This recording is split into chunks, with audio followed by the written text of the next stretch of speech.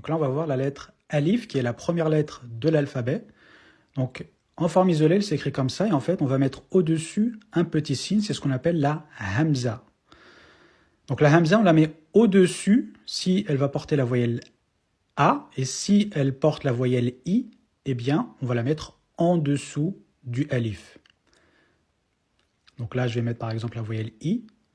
Et là, je vais mettre la voyelle A. Donc quand c'est A, bah, la Hamza elle est au-dessus. Quand c'est I, c'est en dessous. Et quand c'est OU, eh bien, le OU va suivre exactement la même chose que le A. Donc, c'est au-dessus de la ligne et du Alif. Donc voilà, c'est les petites particularités du Alif concernant sa Hamza.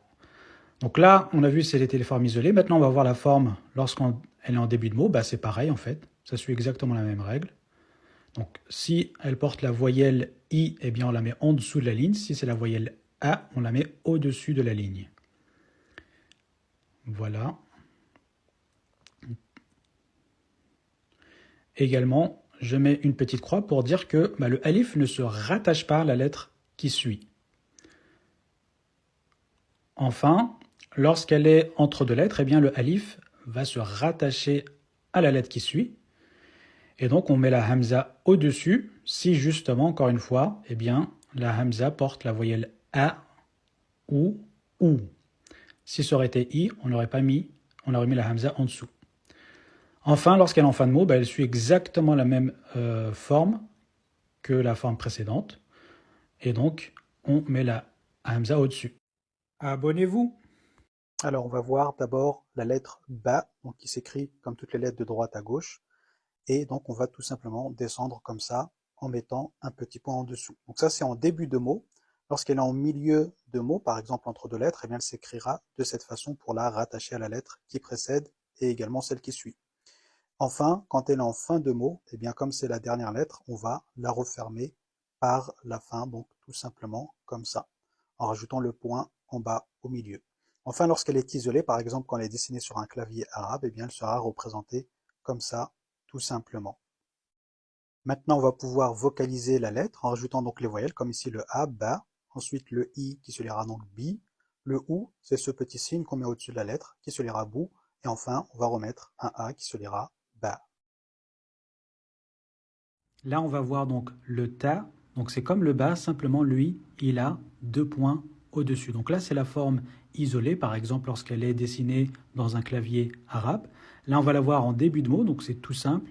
On commence par la droite toujours, en mettant les deux points, simplement on ne la referme pas par derrière.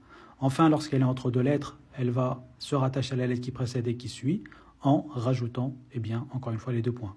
La forme, quand elle est en fin de mot, c'est exactement la première forme, c'est-à-dire la forme isolée. Simplement, eh bien, on va pouvoir la rattacher par le devant. Et donc là, on va vocaliser en mettant les voyelles comme le A, ici, qui se lira ta, ici, I, qui se lira ti, le OU, qui se lira donc tout, et enfin, on va remettre un A pour relire ta. Abonnez-vous. Donc là, on va voir le sa, qui est similaire au ta, simplement que lui va avoir eh bien, 3 points au-dessus au lieu de 2. C'est sa seule différence. Au début de mot, il va s'écrire toujours de droite à gauche en rajoutant eh bien, les 3 points au-dessus. Enfin, ensuite plutôt entre les deux lettres, eh bien, on va tout simplement le raccorder à la lettre qui suit et qui précède. Et enfin, en fin de mot, eh bien là, il sera raccordé à la lettre qui précède et il est similaire donc à la première forme. Donc là, je vocalise tha, le i qui se lira thi, le ou qui se lira donc thu, et je remets un a pour lire tha. Abonnez-vous. Donc on va écrire la lettre jim en arabe. Donc la lettre jim, donc là on descend sous la ligne d'écriture en faisant cette boucle. Donc ça c'est lorsqu'elle est en forme isolée. Lorsqu'elle est en début de mot, eh bien elle va s'écrire sur la ligne, tout simplement, en mettant toujours le point en dessous. Entre deux lettres, eh bien c'est pareil, simplement elle sera raccordée par devant et par derrière. Et enfin, lorsqu'elle est en fin de mot, elle va s'écrire comme lorsqu'elle est isolée, simplement elle sera raccordée à la lettre qui précède, et donc toujours en mettant eh bien, le point au milieu. Maintenant, je vocalise en mettant la voyelle A qui se lira ja, la voyelle I qui se lira ji, la voyelle OU qui se lira donc ju, et je remets le A qui se lira donc ja. Abonnez-vous! Alors, on va voir la lettre Ha qui ressemble fortement au jim qu'on a vu hier, simplement elle n'aura pas de point. Donc ça, c'est la forme isolée.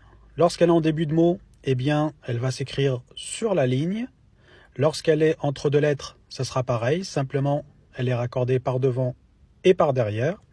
Et enfin, en fin de mot, elle ressemblera à la première forme, simplement qu'on va la rattacher par devant.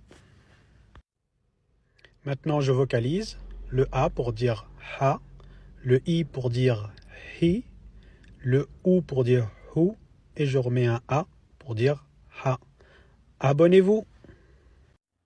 On va voir ici la lettre Ha qui ressemble donc au Ha et au Jim qu'on a vu précédemment. Donc, simplement, elle aura son point au-dessus. Donc ça, c'est la forme isolée.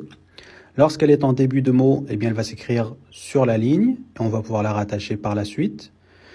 Entre deux lettres, elle se rattache à la lettre qui précède et à la lettre qui suit, toujours en mettant le petit point au-dessus.